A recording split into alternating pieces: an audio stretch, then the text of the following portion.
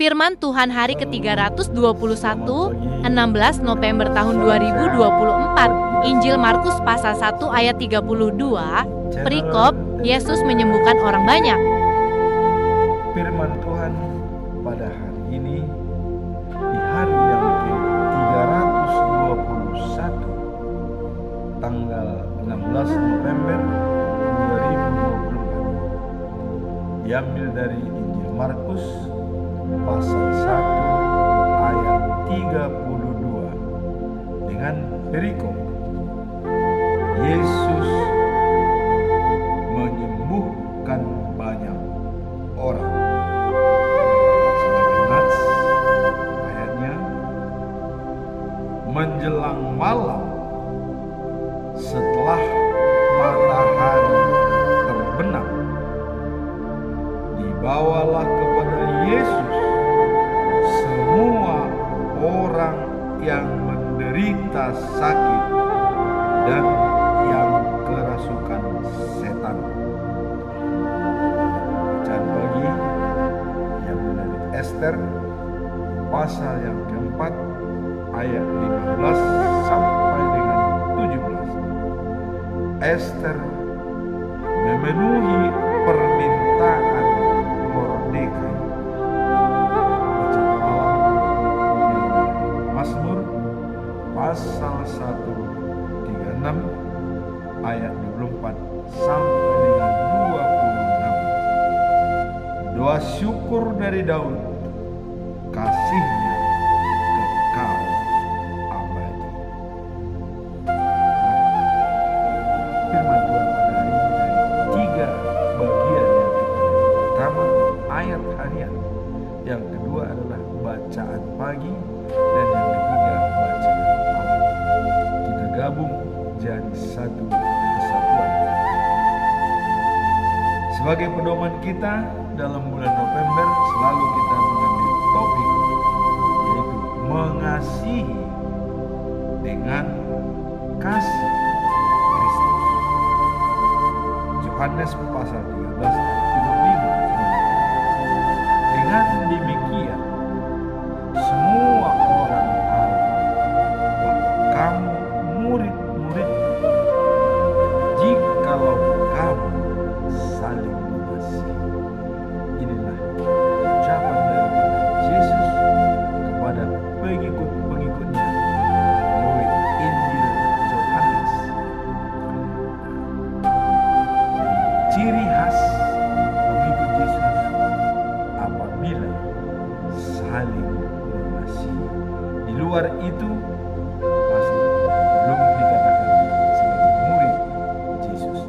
Tapi kalau sudah saling mengasihi, itu pasti sebagai murid Yesus. Dan sebagai syarat murid Yesus dikatakan saling mengasihi.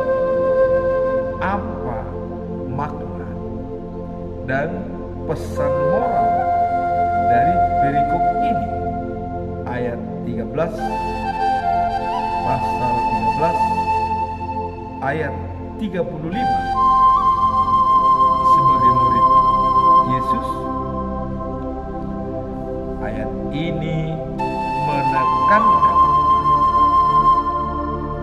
bahwa kasih adalah ciri khas yang membedakan pengikut Kristus dan yang lainnya.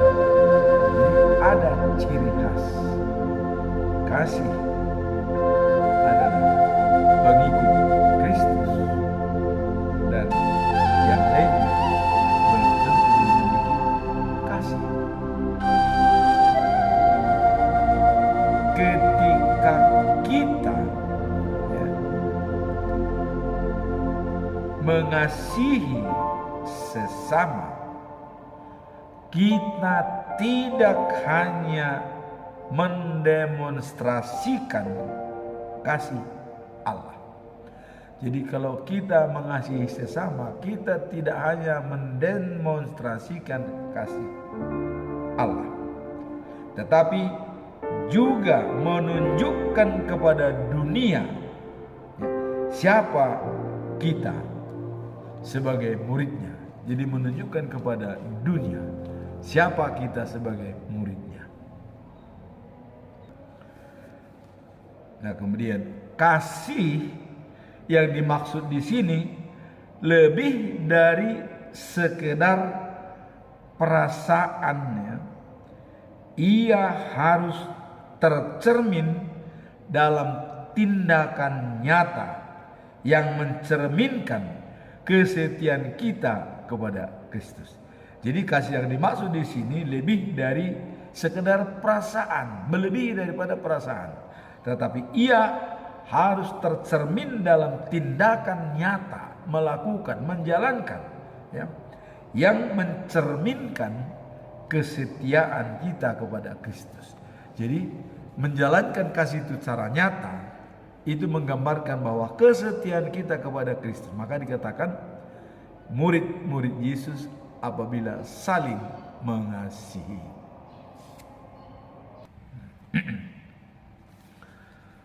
Seiring dengan bertambahnya usia dan pengalaman hidup sebagai seorang freelancer atau yang sudah pensiun dari tugas,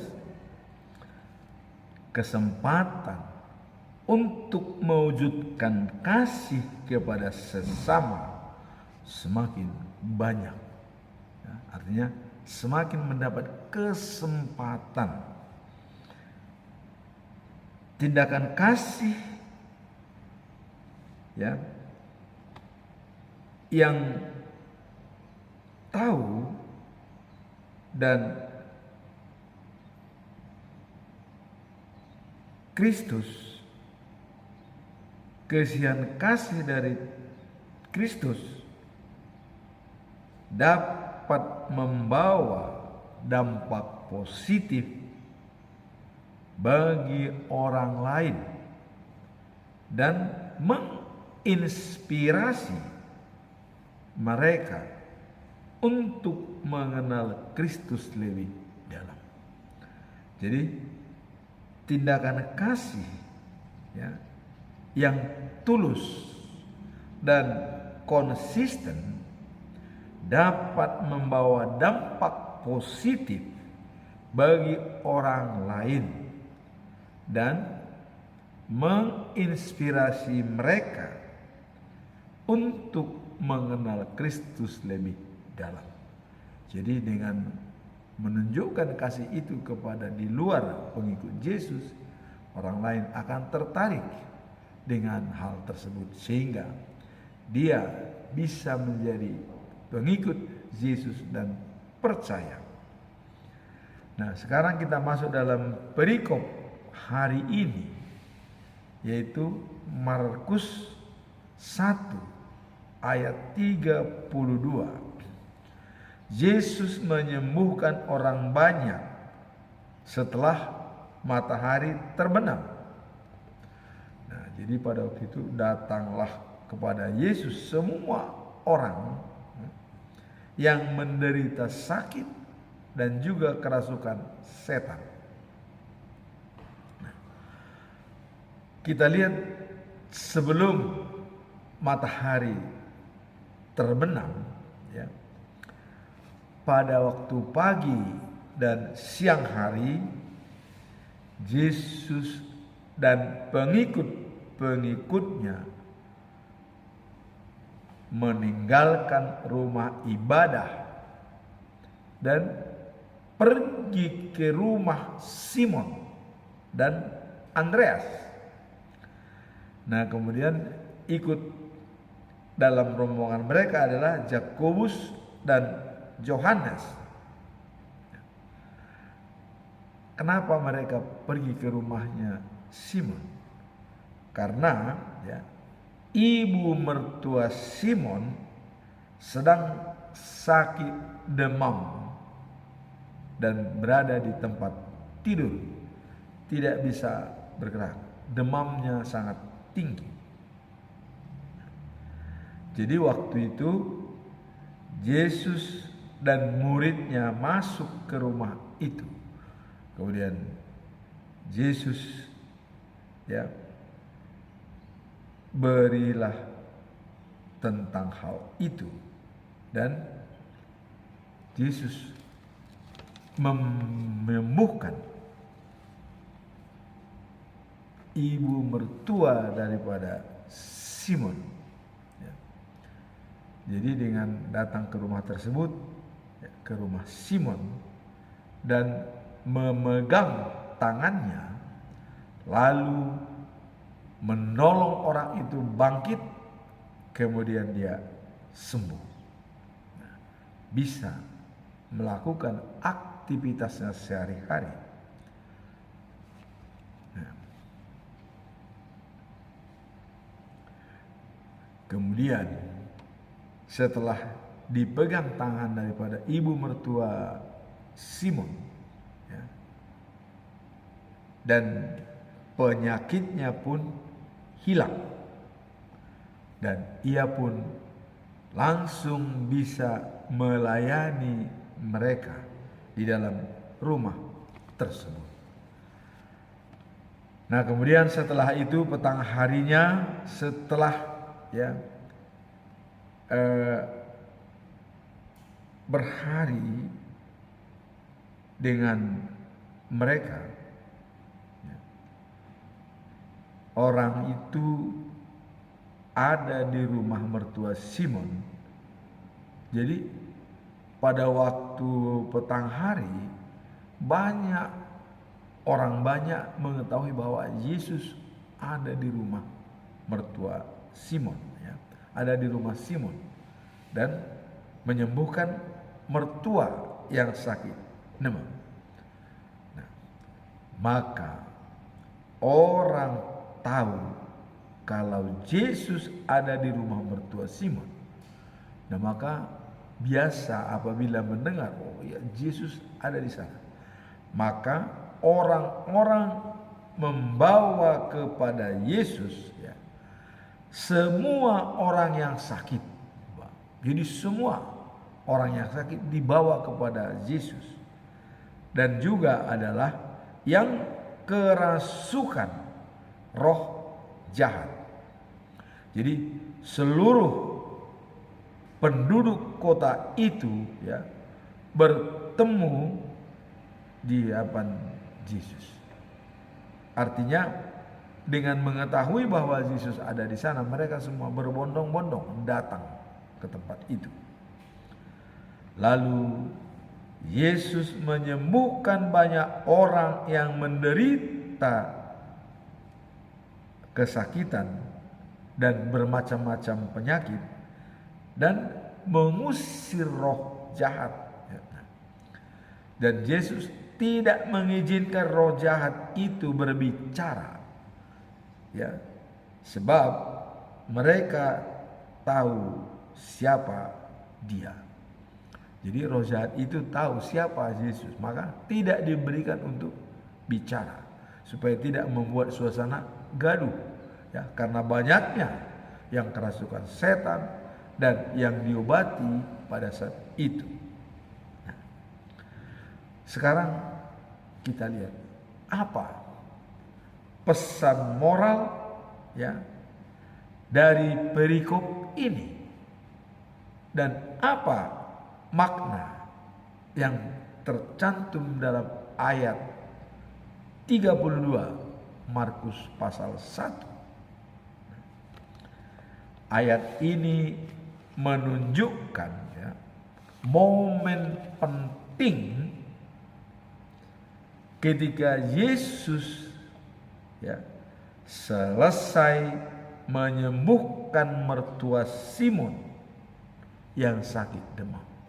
Jadi ini adalah merupakan momen yang sangat penting bagi Yesus setelah dia menyembuhkan mertua Simon.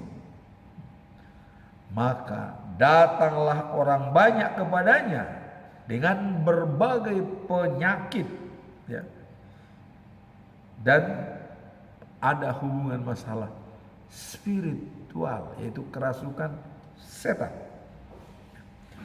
Ini menggambarkan, ya, kasih yang universal Yesus yang tidak terbatas pada waktu waktu dan ruang, ya, bahwa sampai malam masih melayani. Jadi tidak terbatas dengan waktu dan ruang. Dengan begitu banyaknya orang, ya, dan itu dilaksanakan setelah matahari terbenam pada malam hari. Jadi inilah kasih universal daripada Yesus yang tidak membatasi ruang. Apakah harus jam sekian? Tidak. Bahkan dia mengobati orang tersebut setelah menyembuhkan mertua Simon yang sakit demam. Dia didatangi oleh banyak orang. Ini menekankan bahwa dia, ya, Yesus selalu siap membantu mereka yang dalam kesusahan. Jadi ini menunjukkan bahwa Yesus selalu siap membantu siapapun dalam kesusahan. Nah, melalui, ya, penggambaran ini kita bisa melihat betapa pentingnya untuk datang kepada Tuhan ketika dalam keadaan sulit, serta percaya akan kuasanya untuk menyembuhkan dan memulihkan. Jadi kuncinya adalah percaya akan kuasanya. Begitu banyak orang yang datang tersebut, mereka sudah yakin apabila bersama Yesus pasti sembuh. Nah, inilah paradigma daripada orang banyak. Bila bersama Yesus, mereka akan selamat.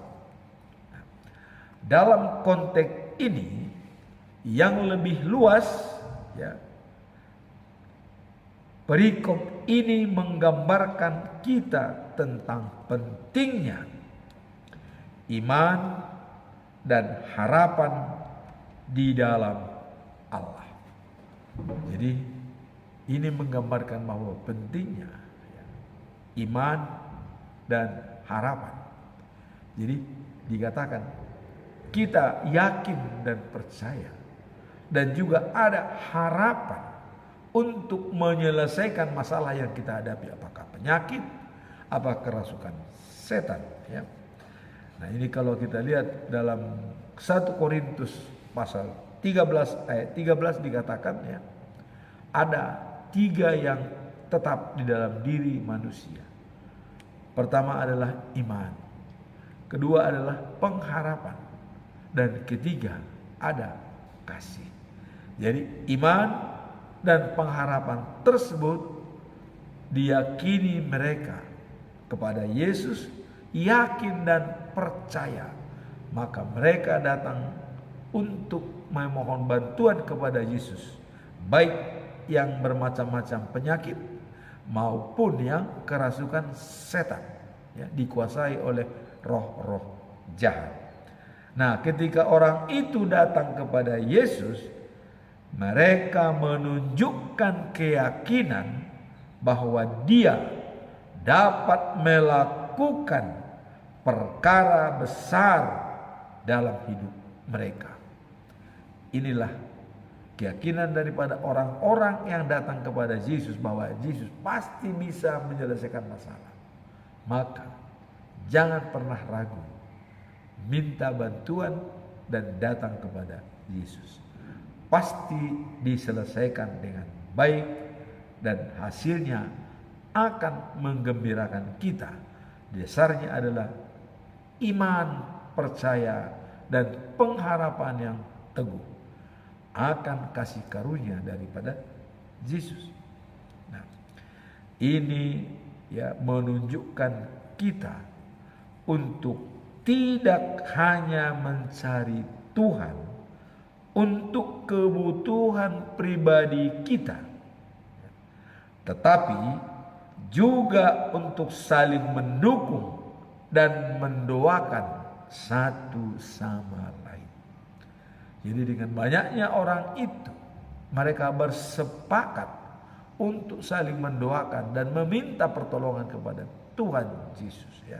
Nah, ini menunjukkan kita untuk tidak hanya mencari Tuhan ya, untuk kebutuhan pribadi kita, tetapi ya, juga untuk saling mendukung dan saling mendoakan antara satu dengan yang lainnya. Jadi ada di sana kebersamaan merupakan bersinergi untuk saling mendoakan, bahwa mereka semua bersepakat bahwa kesembuhan ada pada Tuhan, dan mereka semua yakin itu dan punya harapan. Dan Tuhan yang Maha Kuasa, aku datang kepadamu dengan seluruh hatiku. Semoga iman harapanku senantiasa tumbuh, agar aku dapat menjadi saluran berkat bagi orang-orang di sekitar kita. Inilah doa dan harapan kita. Tuhan yang Maha Kuasa, aku datang kepadamu dengan seluruh hatiku, totalitas dan jiwaku dan akal budiku dan kekuatanku. Semoga iman harapanku senantiasa tumbuh, agar aku dapat menjadi saluran berkat bagi orang-orang yang membutuhkannya. Inilah inti daripada perikop hari ini, yaitu Yesus menyembuhkan banyak orang.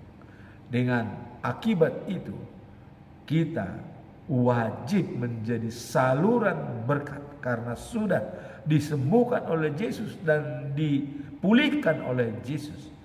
Maka tugas selanjutnya menjadi saluran berkat bagi orang-orang yang membutuhkan, karena kita dianggap sudah menjadi murid Yesus apabila saling mengasihi. Itulah perikop hari ini. Kemudian kita masuk dalam bacaan pagi, diambil dari Ester pasal 4 ayat 15 sampai 17. Ini adalah sambungan daripada perikop kemarin. Kemarin kita telah dikejutkan dengan sikap Mordekai yang tegas dan lugas terhadap perjalanannya sebagai orang Yahudi. Kenapa dia sangat tegas dan lugas?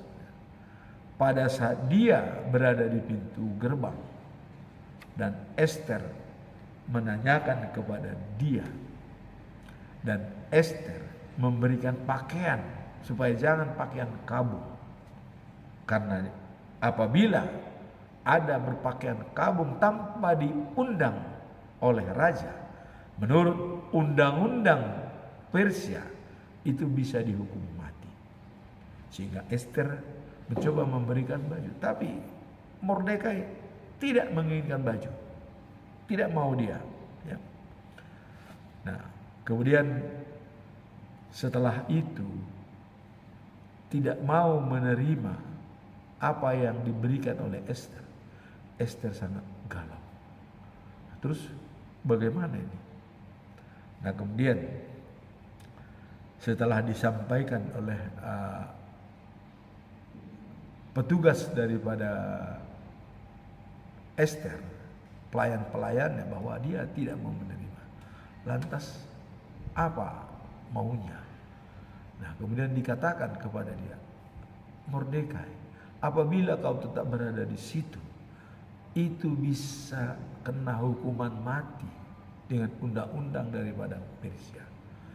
hanya bisa kamu selamat apabila raja mengulurkan tongkat emasnya, baru bisa selamat. Kalau tidak, pasti akan dihukum mati. Nah kemudian setelah itu Ester mengatakan itu, Mordekai mengatakan kepada Ester, karena dia sudah tidak ada lagi yang harus disampaikan. Kemudian dalam konteks ini Mordekai memberikan pesan kepada Ester, dan Ester sudah mulai galau. Dikatakan, ya, jangan menyangka engkau akan lebih aman daripada orang-orang Yahudi lain hanya karena engkau tinggal di istana. Itu dikatakan oleh Mordekai karena belum tahu apa yang diinginkan oleh Mordekai. Mordekai mengatakan, jangan menyangka engkau akan lebih aman daripada orang Yahudi yang lain, ya, hanya karena engkau tinggal di istana. Mordekai mengatakan, orang Yahudi pasti akan mendapat pertolongan dengan cara bagaimanapun juga sehingga mereka selamat. Karena Mordekai yakin Tuhan selalu membimbing orang Yahudi. Tetapi kalau engkau tetap diam saja, ini disampaikan oleh mereka kepada Ester. Dalam keadaan seperti ini yang sudah resah, ya, engkau akan mati dan keluarga ayahmu akan habis riwayatnya. Ini yang disampaikan oleh Mordekai. Kemudian Mordekai mengatakan lagi, ya, kepada pesannya kepada Ester, siapa tahu. Jadi ini mulai diberikan supaya Ester tetap pada pendiriannya dan kuat dengan kejahudiannya, ya. Siapa tahu barangkali justru untuk saat-saat seperti ini engkau telah dipilih menjadi ratu. Jadi ada kalanya di saat genting seperti ini kau menjadi ratu, mungkin untuk menyelamatkan Yahudi. Itu kira-kira pendapat daripada Mordekai. Nah, setelah itu maka dalam perikop hari ini, ya, jadi setelah Ester merupakan anak angkat daripada Mordekai, setelah Mordekai memberikan kepada dia ultimatum, jangan menyangka kau masih aman dari Yahudi yang lainnya karena kau di istana. Ingat, kau akan mati dan keluarga ayahmu, katanya. Keras.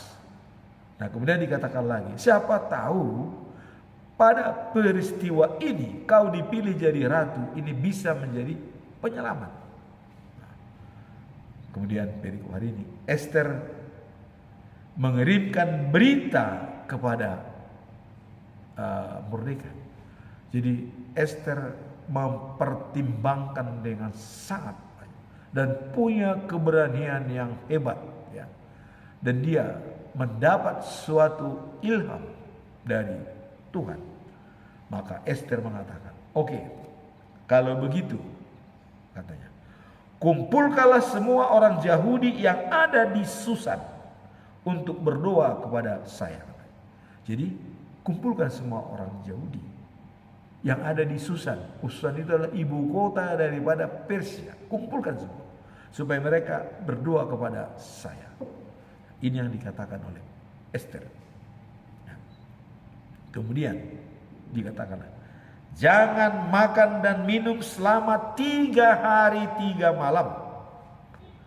Ini benar-benar diarahkan oleh Ester. Jangan makan 3 hari 3 malam. Kemudian aku sendiri dan gadis-gadis pelayanku akan berpuasa juga. Ini, jadi pelayan-pelayan pun berpuasa, tidak makan. Ya, ini merupakan alat yang canggih untuk berhubungan dengan Tuhan. Kita lihat waktu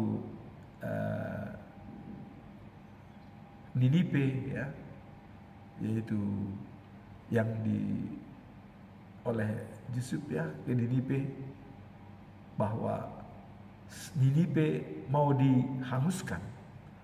Tapi ya, setelah mendengar berita ancaman dari Tuhan, maka raja memerintahkan semua penduduk Ninipe puasa, berikut binatang peliharanya. Wah, ini bukan main. Binatang peliharanya pun berpuasa, ya, berpuasa. Nah, berikut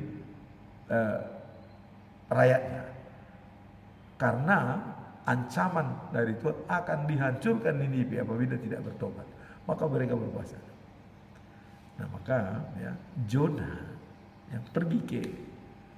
yang pergi ke Ninibe merasa dia diutus Tuhan, tapi akhirnya ancaman itu tidak jadi dijalankan karena pertobatan Ninibe, ya. Nah, di sini Yunus sedikit, tapi Tuhan mengatakan apabila orang sudah bertobat, kita tidak akan membunuhnya lagi. Nah, itu.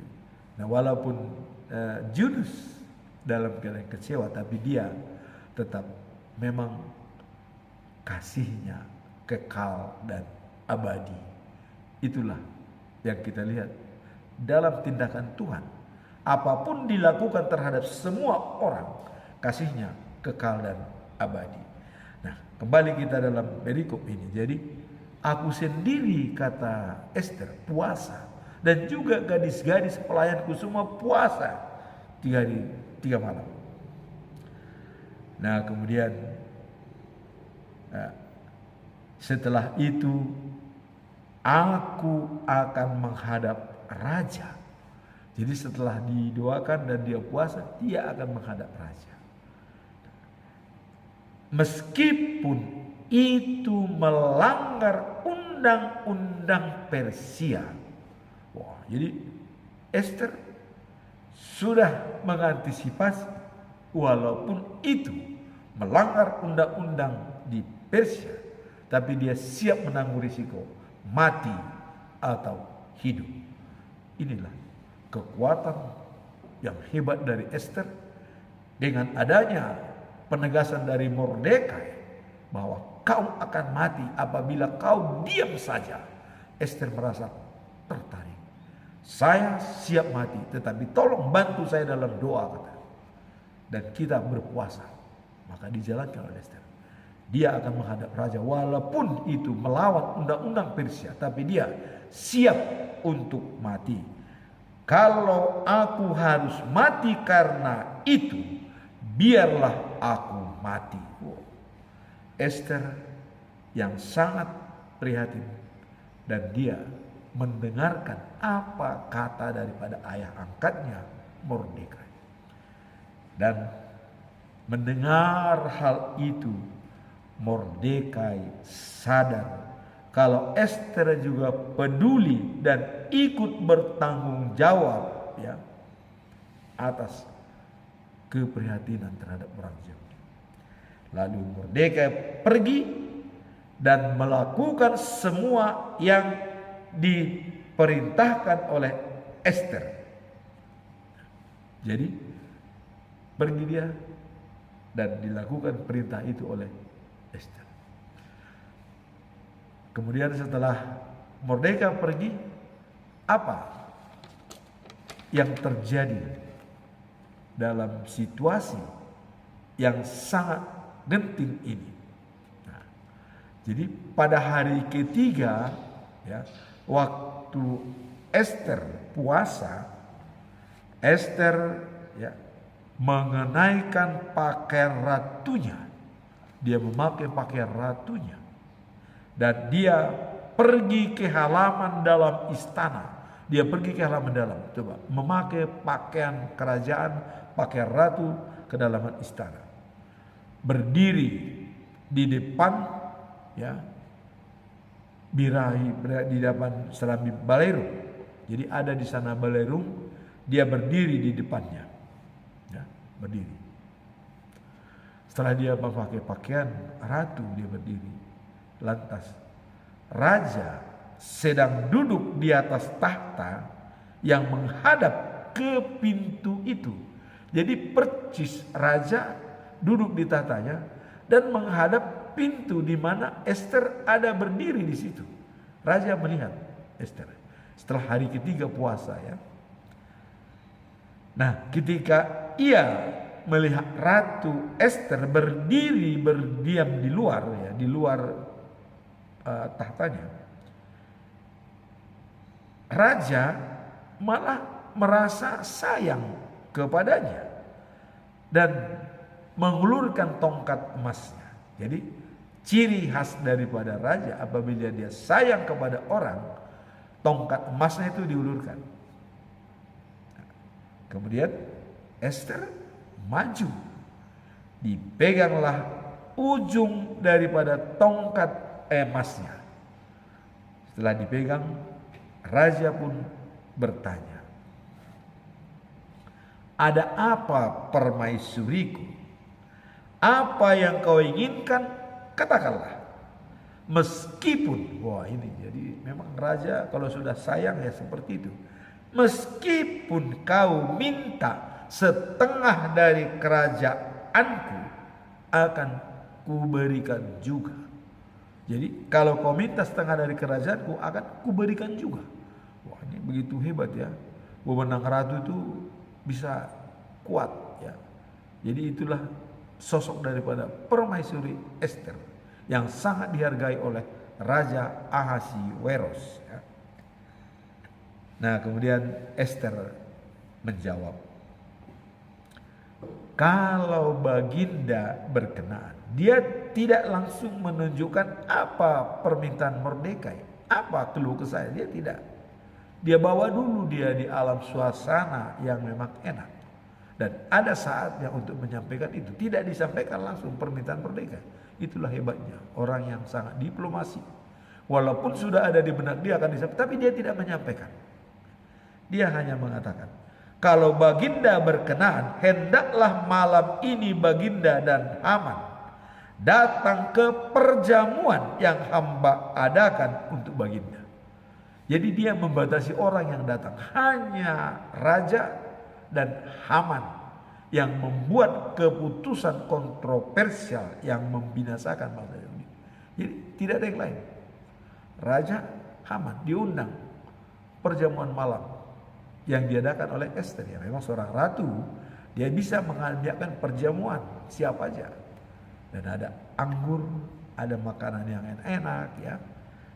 Nah, kemudian raja menyuruh Haman cepat datang. Jadi karena Haman adalah perdana menteri yang diangkat oleh Raja Ahasiweros, diperintahnya supaya cepat kau pulang, karena kita akan diundang dalam perjamuan oleh Ratu Ester. Nah, jadi dikatakan supaya mereka dapat memenuhi undangan Ester, maka datanglah mereka ke perjamuan yang diadakan oleh Ester. Mereka datang. Nah, di sana pun Ester masih belum menyampaikan apa yang terjadi. Dia membawa ke alam suasana yang enak dan bisa untuk dipahami, untuk menyenangkan hati daripada raja. Pada waktu minum anggur, raja bertanya ya, kepada Ester. Jadi artinya dia tetap bertanya, apa sih maunya Ester ini? Ya, waktu datang juga dia sudah bertanya, tapi dikatakan datanglah ke perjamuan. Dalam perjamuan malam itu yang sudah diadakan, raja juga bertanya, apa maumu Ester? Kira-kira begitu. Ya. Nah, sekarang katakanlah apa yang kau inginkan. Ya. Dan yang kau minta akan kuberikan meskipun setengah dari kerajaan.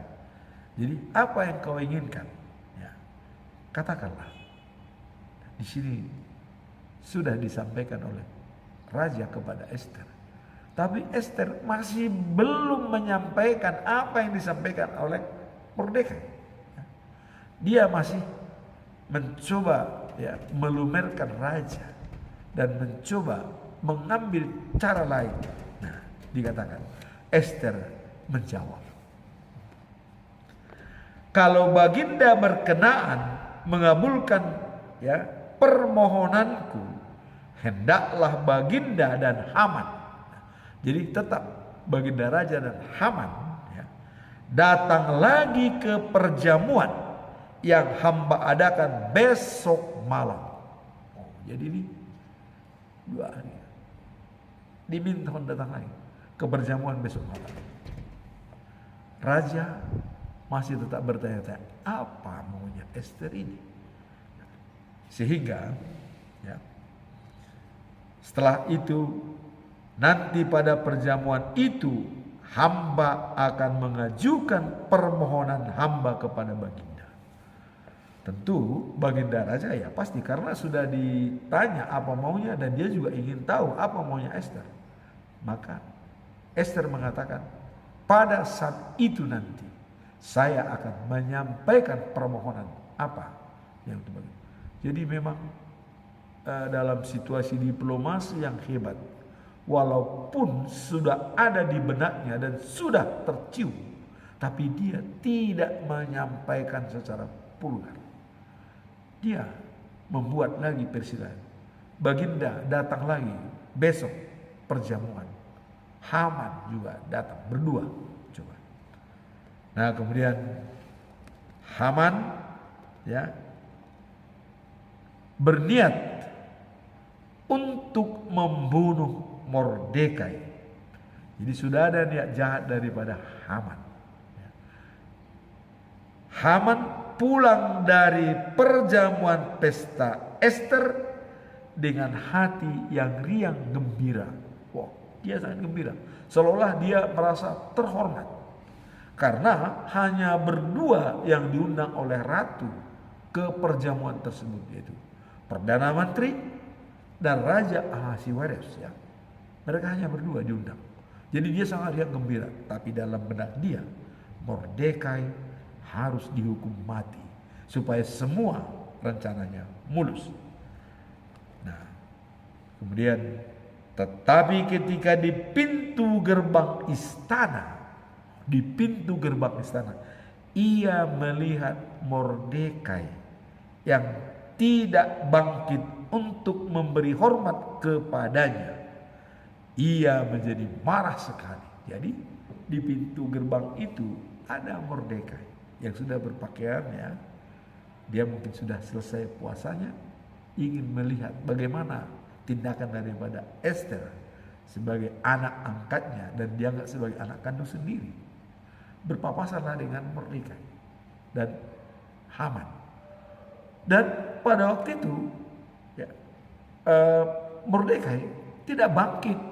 Biasanya kalau Perdana Menteri lewat, semua orang hormat, sujud, tapi Mordekai tidak, karena dia sudah mengatakan, saya orang Yahudi, kami tidak pernah sujud kepada manusia, hanya sujud kepada Tuhan.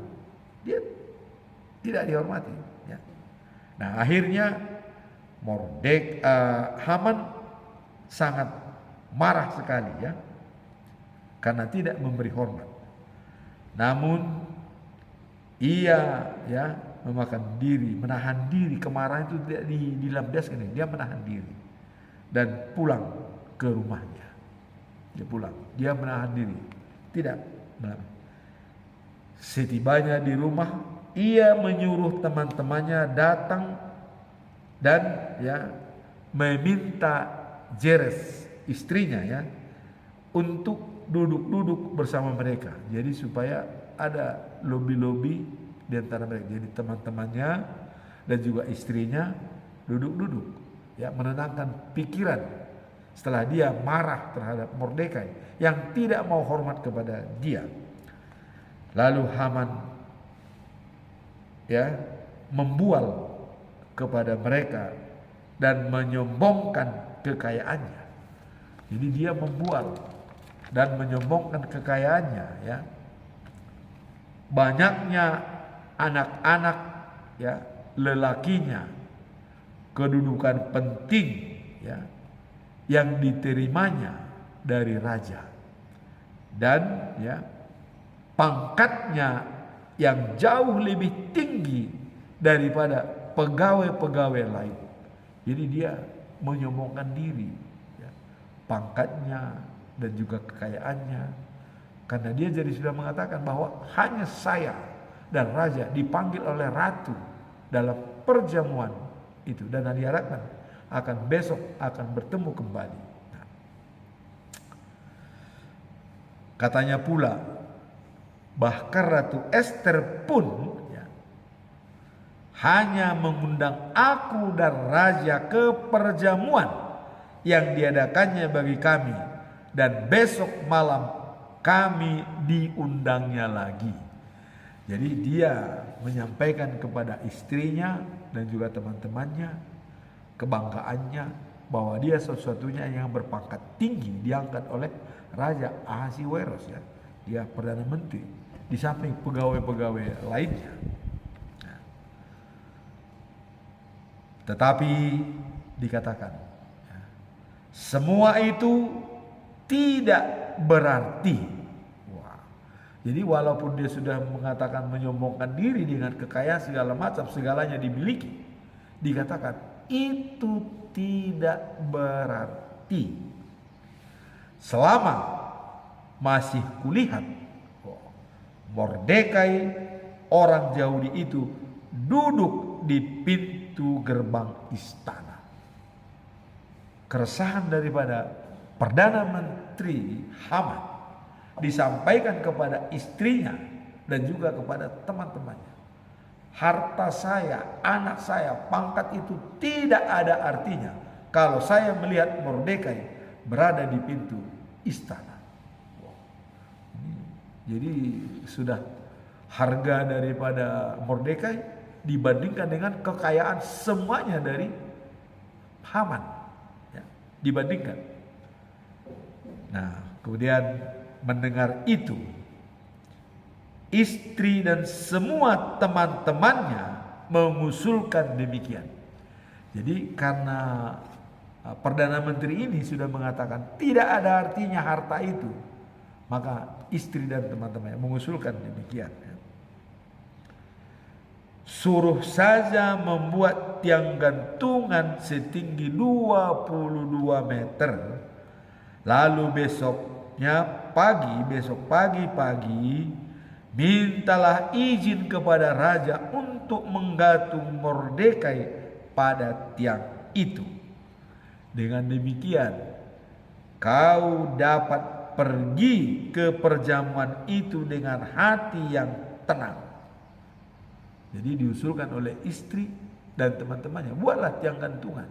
Dan besok pagi minta izin kepada raja, karena raja sudah mengeluarkan surat Yahudi harus dimusnahkan. Jadi pasti ada persetujuan raja nantinya, walaupun itu digantung di tiang gantungan, kira-kira begitu ya.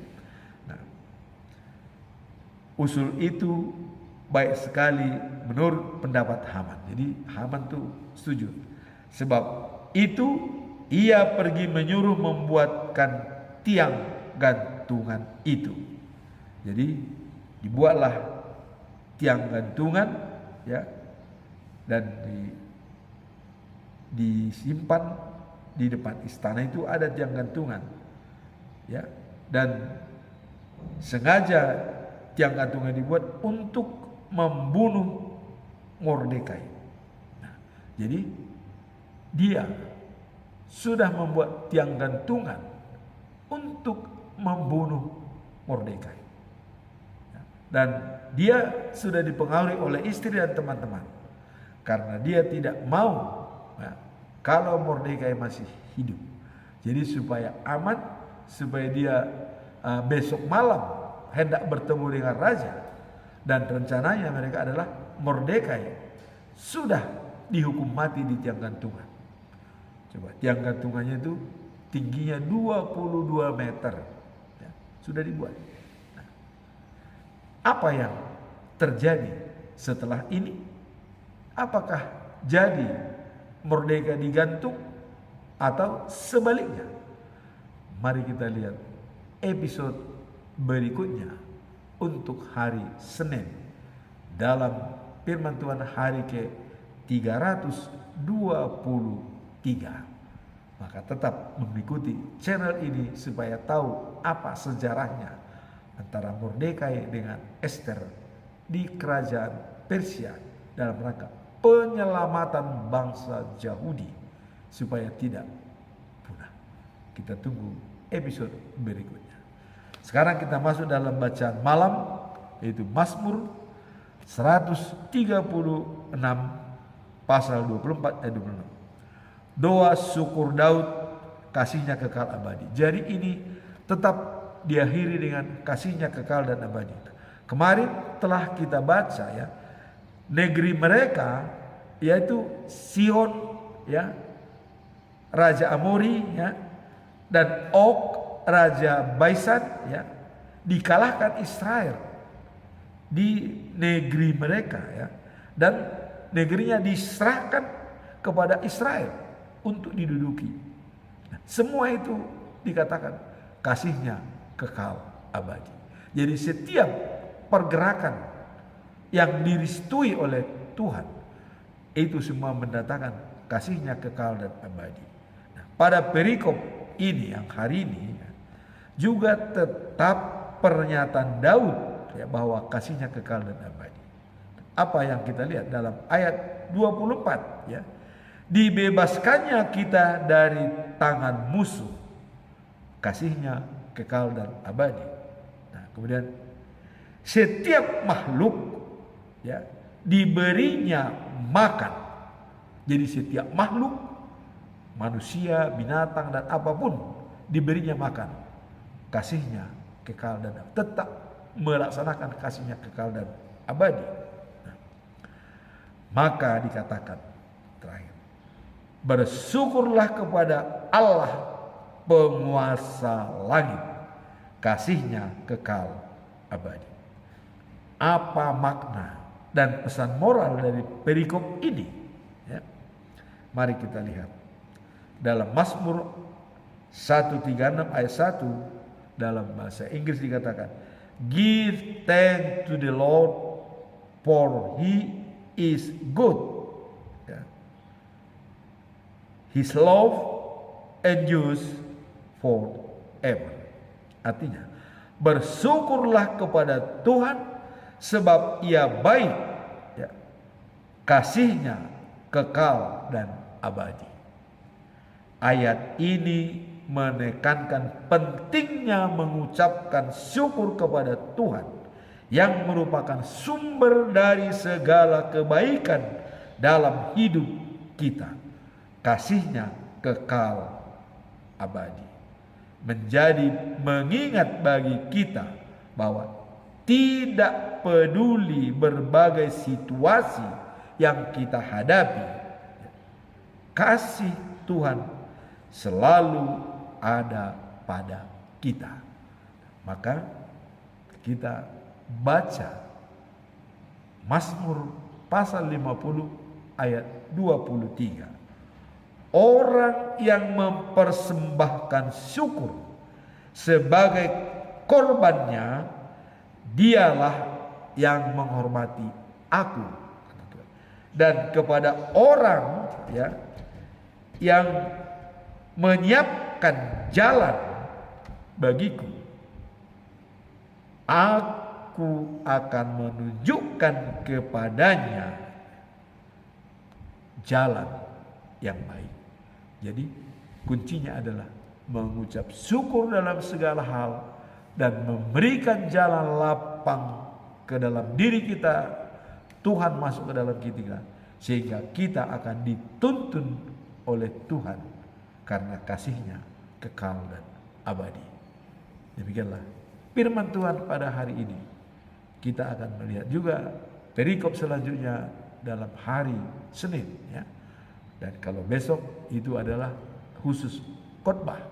Tapi hari Senin lanjutan daripada peristiwa di Persia, kerajaan Ahasiweros, antara bangsa Yahudi Mordekai dan juga Haman sebagai keturunan daripada bangsa Amalek ya.